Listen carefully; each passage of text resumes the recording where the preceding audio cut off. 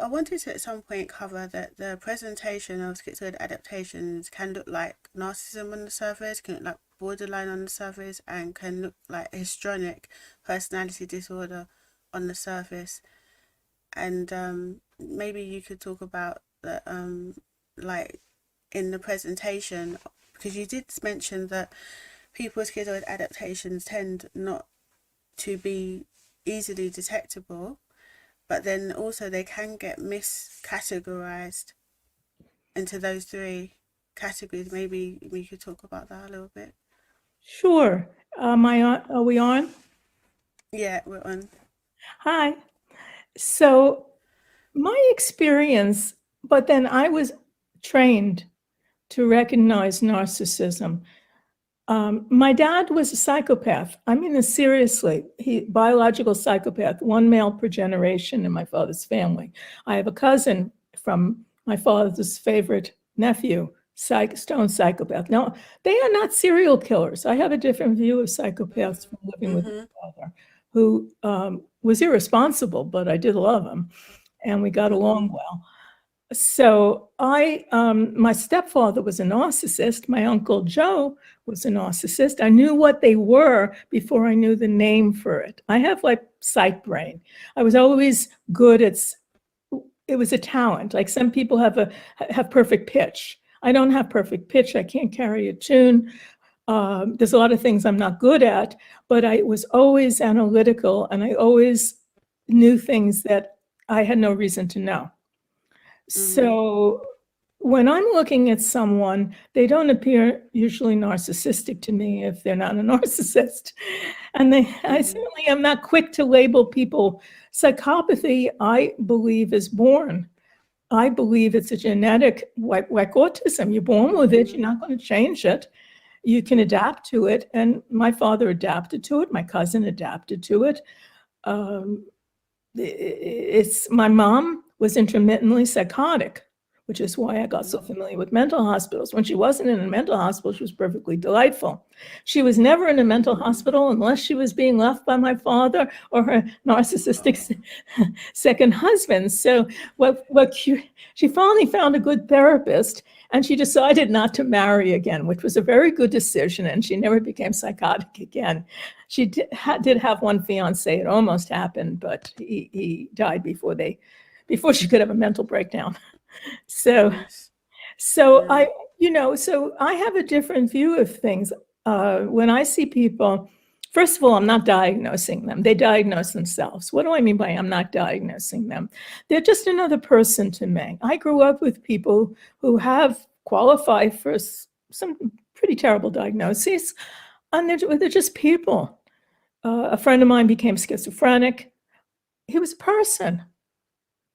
A person who now developed a brain disorder. I mean, it was pretty terrible.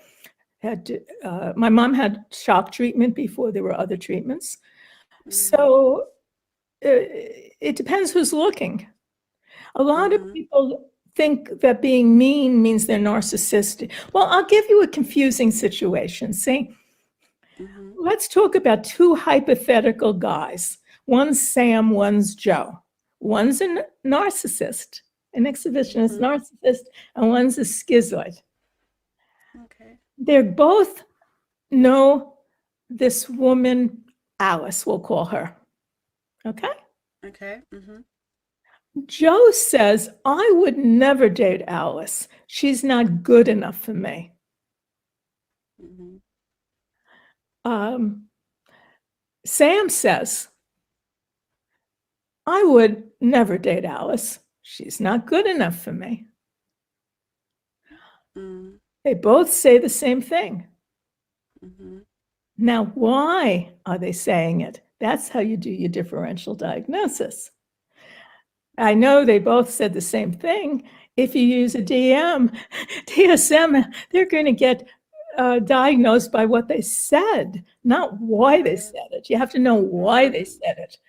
Okay, the first person said it because he believed that being with a woman who was not the best in looks or in status of some kind would narcissists believe status is catching. If they hang out with high status people, they feel high status themselves. If they buy a Right. designer bag, somehow the designer name, someone designed it, they didn't design it, but from that designer bag, somehow now we all can feel this to an extent. We're all susceptible to pressure, but I'm talking about at a real deep level. They don't distinguish between they built the bag, therefore it's their status. I just bought the bag. They believe their status increases with proximity, and their status decreases if they're in proximity to lower status people who they consider. So one is telling the absolute truth by him, which is, I believe my status will diminish if I date Alice. He's the narcissist.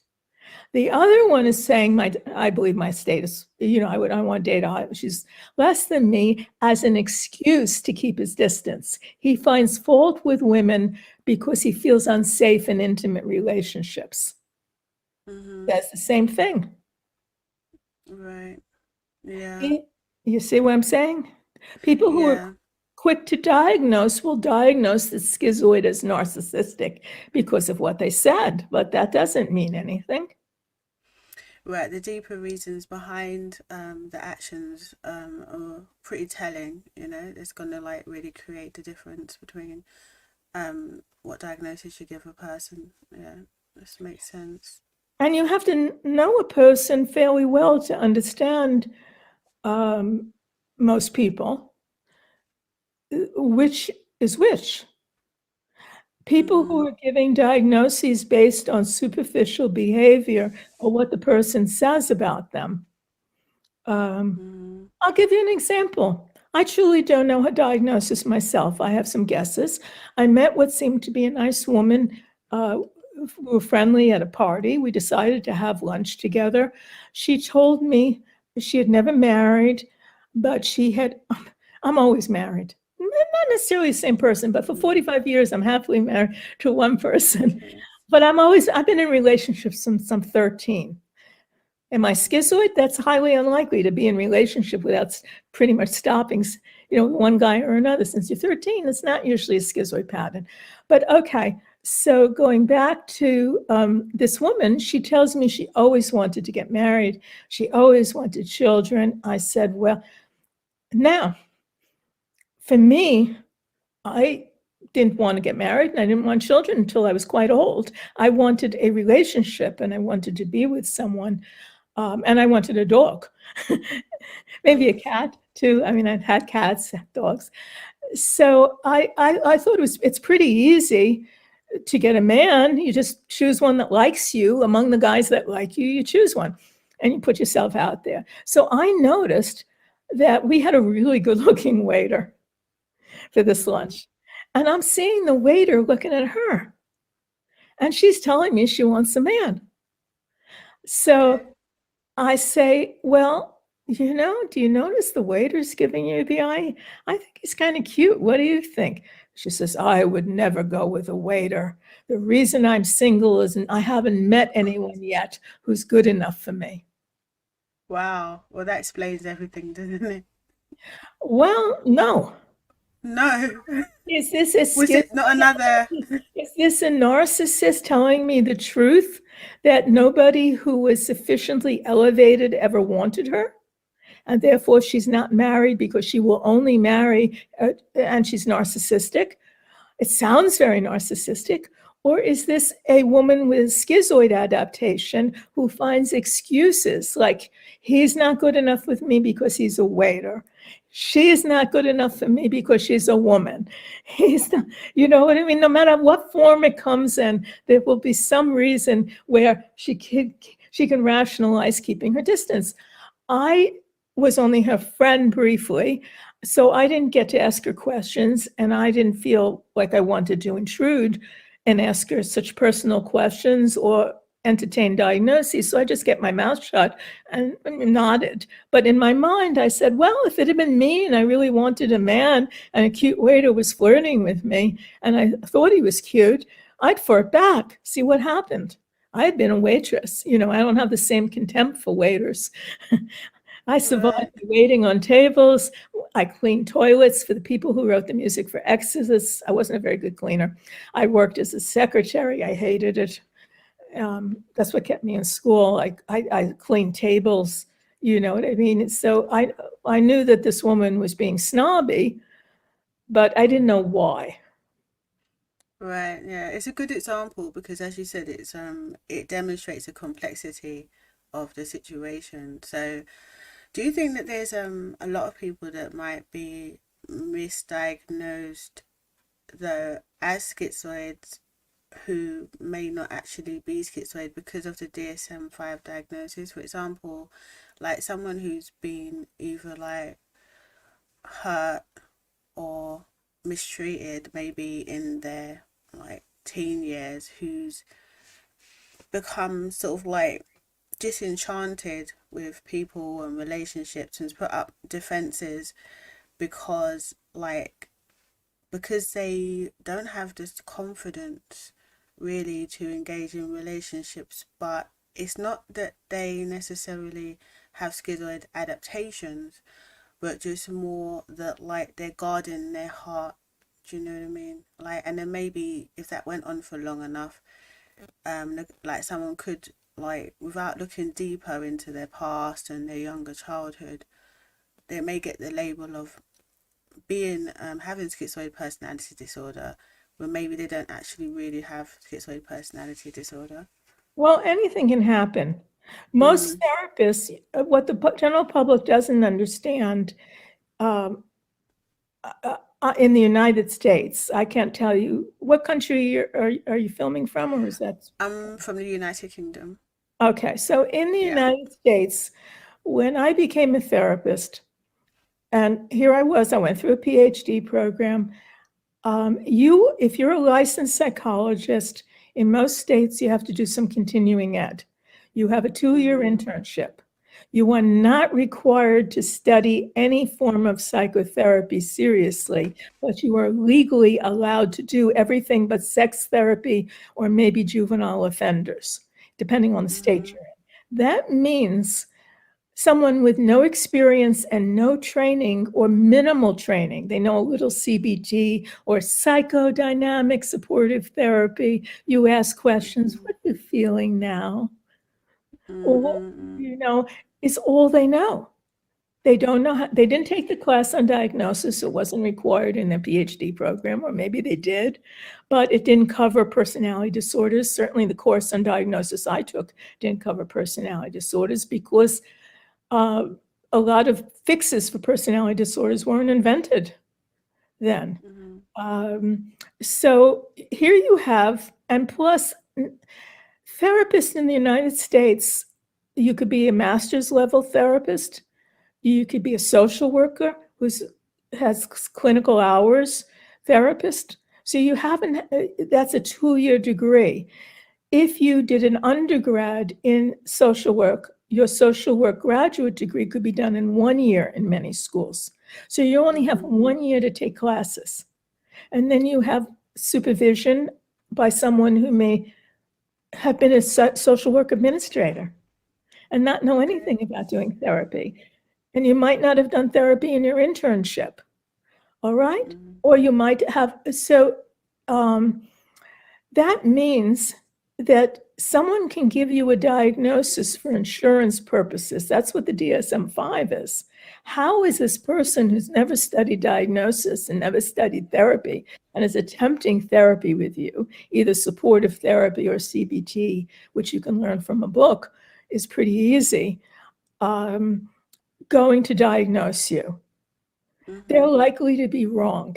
Almost every client except the self-diagnosed schizoids that were referred to me, sometimes self-referred, were diagnosed with the wrong diagnosis. So it doesn't surprise me that someone would be given a personality disorder diagnosis when they didn't have one, and people who clearly had personality disorders were not given the diagnosis. So buyer beware. When you go for a therapist, it is not impolite to ask, what is your degree? What psychotherapy did you train in? How long or where did you train? Who did you train with? What Mm. type of person is that psychotherapy aimed at treating? Some treatments were aimed at borderline. Some treatments are aimed at narcissists, but are not good for others.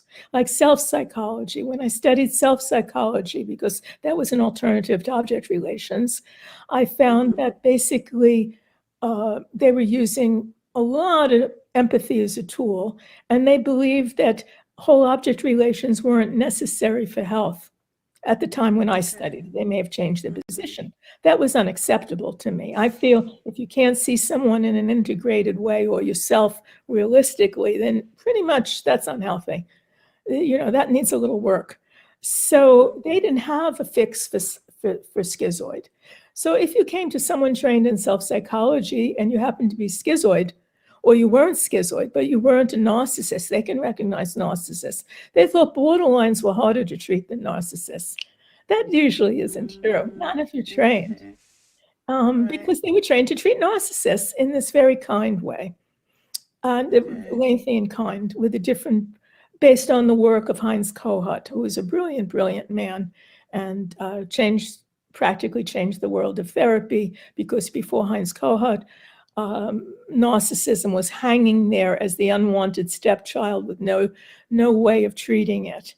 And Freud said his methods couldn't treat it because they didn't form Freudian psychoanalytically analyzable transferences. Heinz Kohut identified the three main transferences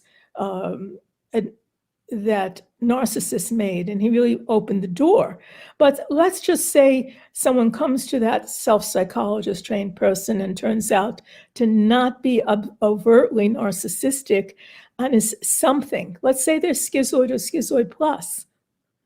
That person or whatever, that self-psychologist is not trained, as I was not trained before Masterson, to recognize schizoid personality disorder. So they go to the DSM and they look, and they may get avoidant personality disorder diagnosis, or social phobia, or schizoid. It's a crapshoot what you're going to get if the person's not trained in diagnosis of personality disorders.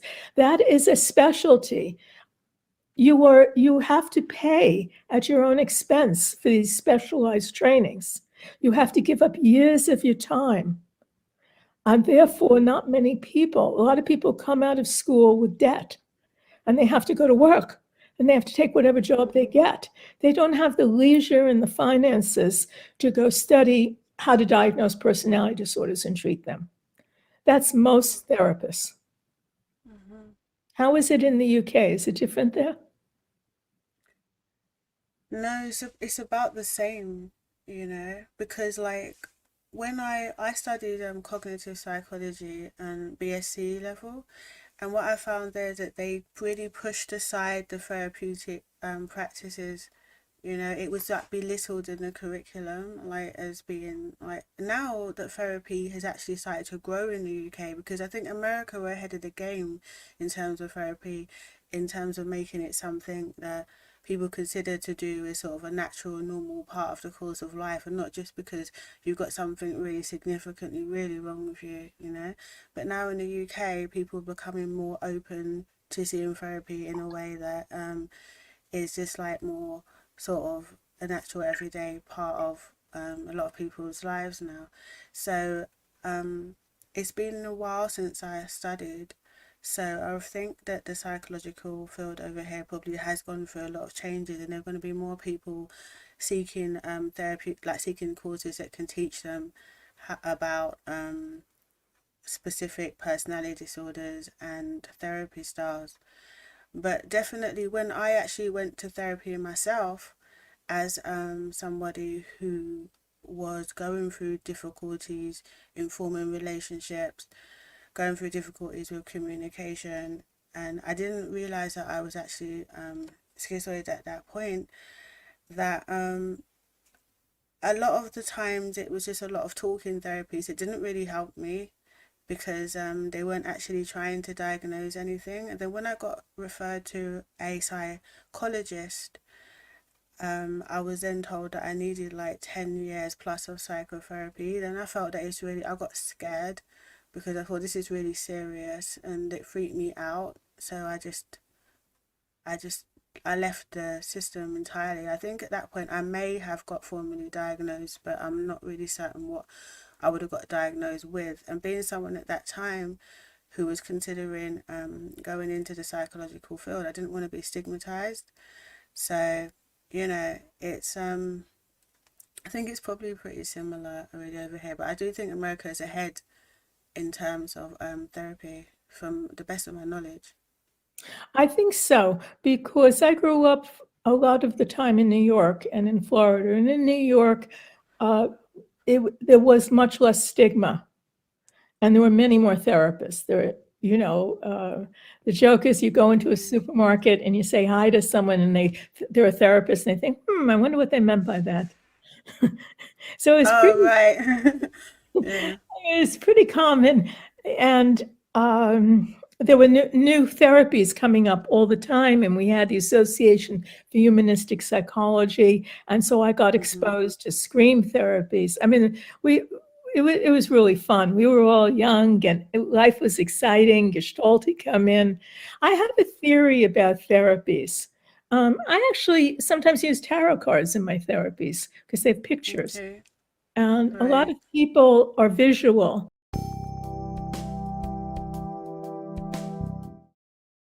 I know a lot of very functional schizoid therapists.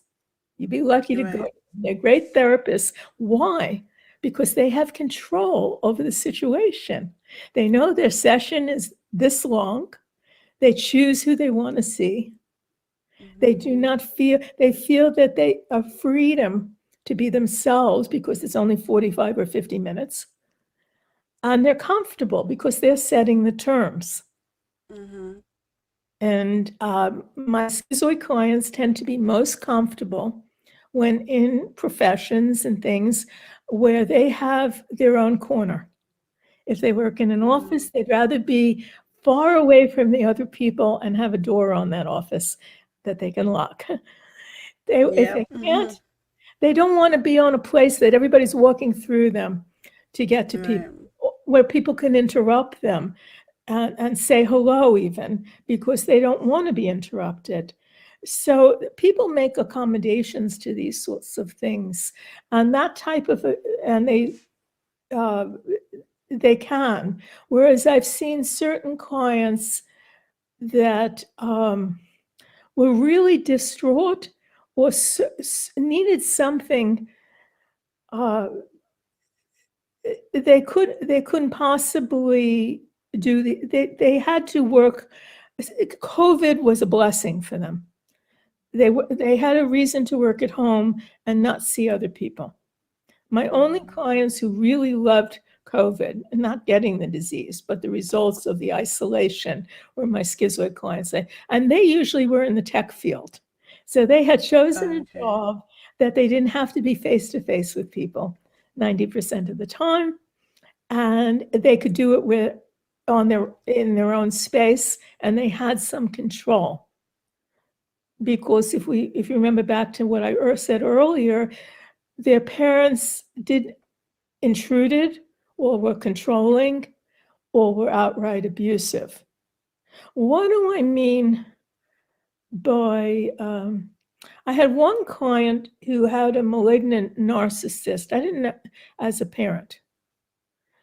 And he was in therapy with me, and he was always putting off why he would date. Now, this was a good-looking guy, and he had a decent job. So it was mysterious to me. His rationale, now that you've heard a couple of different rationales versus narcissistic, here's another one. Yeah. He said, now he was normal weight. He wasn't overweight. He looked perfectly like a normal guy, and a good-looking normal guy. And he said, I need to get these lines that the male models have in their face, this cut area here. And I said, why? He says, well, women like that. And when I had that briefly, women came up to me. So he didn't feel comfortable coming up to women. He was going to wait till he got that. Well, it was unlikely he was going to get that again. So that was a good excuse to never socialize. But that wasn't the sad part of the whole thing, really. The sad part, to let you know, the deep well of distress, this person, just the tip of what he had undergone, is he was talking one day about things that were important to him, and he could. I've had clients that are afraid to say what's important to them for fear that it would cease being important because they would dissociate from it if I disapproved of it or if I took it over. So not all my clients were safe telling me what was important to them. And that was another schizoid thing. If someone could take something over from you, if you feel like they do, that you have to hide and have secrets in order to maintain the value of them to you. Now, why would someone have that fear? Well, he's telling me about a blanket he had when he was a child, that he really liked this blanket. And I said, what happened to the blanket? Because I remembered I saved my kids' blankets. They had blankets, they had blankies. And I was one of them for one of my daughters. I mean, she was an adult and we were still patching her blankie and looking for a substitute. If I ever see that blanket again sold at a baby store, I'm buying it and she's getting it. And she'll be very happy and will be delighted. So I understood the power of a blanket. So I said, what happened to it? And he said, oh, nothing happened to it. It's in my parents' closet on an upper shelf. And I said, well, why don't you go get it? Well, this guy's face dropped. He looked horrified, like I had suggested burning him at the stake or something. And I didn't know what had happened. I was still, I hadn't had many clients at that point. So I said, what's the matter? You look horrified. And he said, well, if my father knew I wanted it, he would give it away. So I wouldn't get it. The minute they know I want something, they will take it from me. Yeah. It's so sad, isn't it?